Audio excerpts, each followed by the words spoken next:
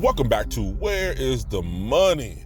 Now, a lot of people feel like Trump is to blame for the current state of the economy, and obviously, based on his current moves, it does not seem like he's helping at all.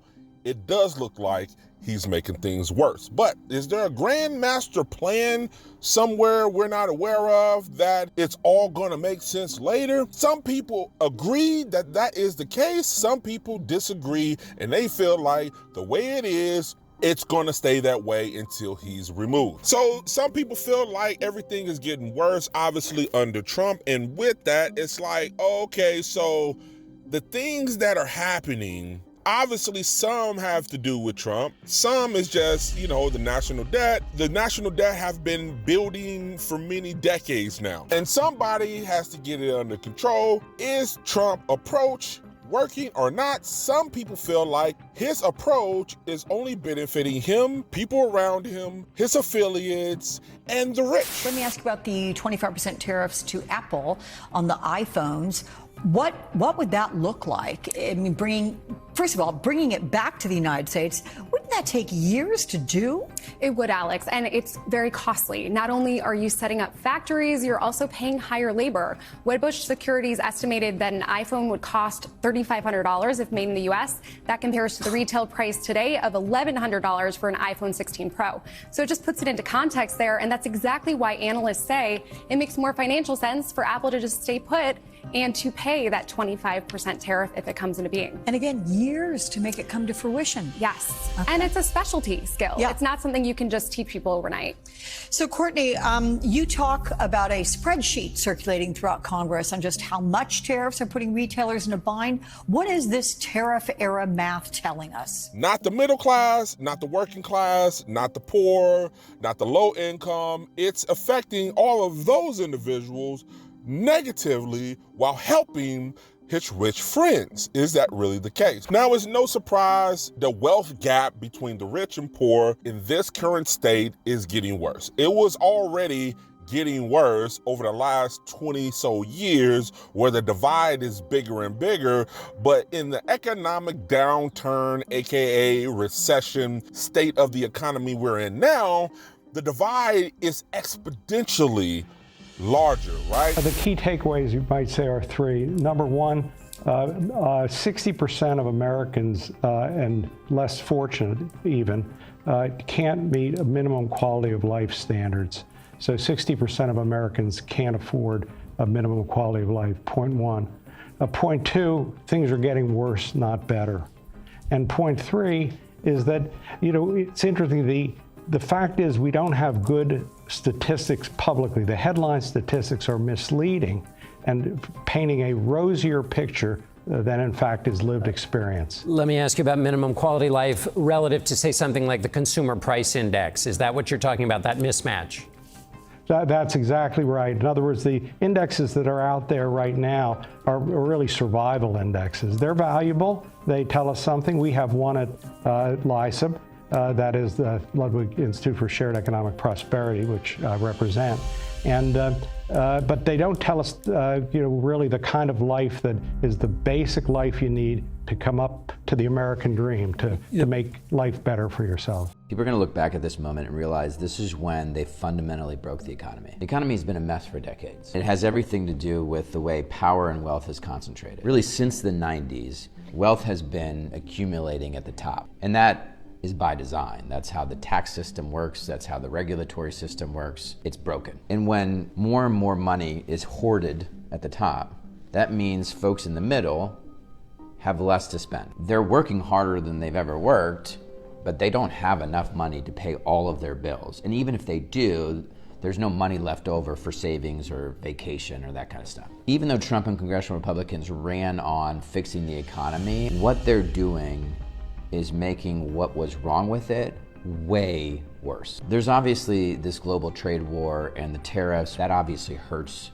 almost everybody. It's what they're doing with this budget and these taxes that's horribly problematic for you. They want to make permanent these tax cuts that have overwhelmingly helped the super wealthy. There are all these regulations that allow them to do it that need to be dealt with.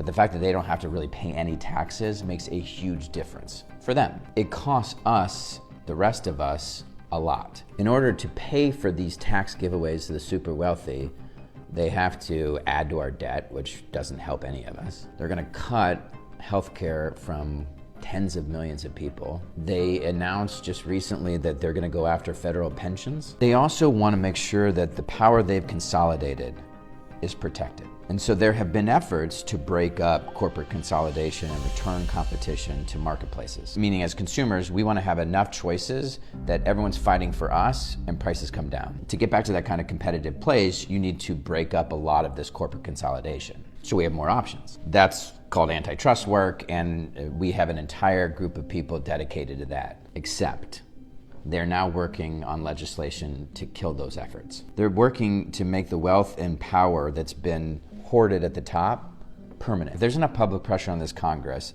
things could change. They could leave the antitrust work alone and let us get our power back, and they could pass a tax bill that provides tax relief for everyone who needs it. Workers, middle-class families, small businesses, farmers. And not mess with people's pensions, not take away their health care, not take away food assistance, not take away more and more of their wealth, and not add anything to the deficit by simply requiring those at the top to pay all their taxes.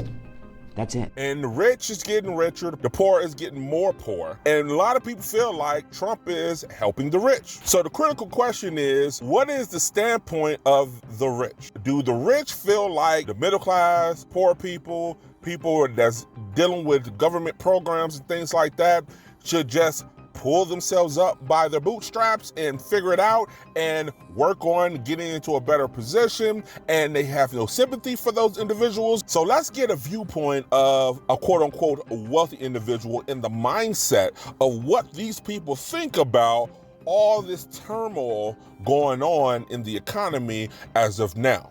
I hate to be in poor people's business, but I do have a couple of questions for you all. If nobody has any money and the economy is just so bad and nobody can afford groceries, then why is there actually a growing demand for luxury goods and experiences?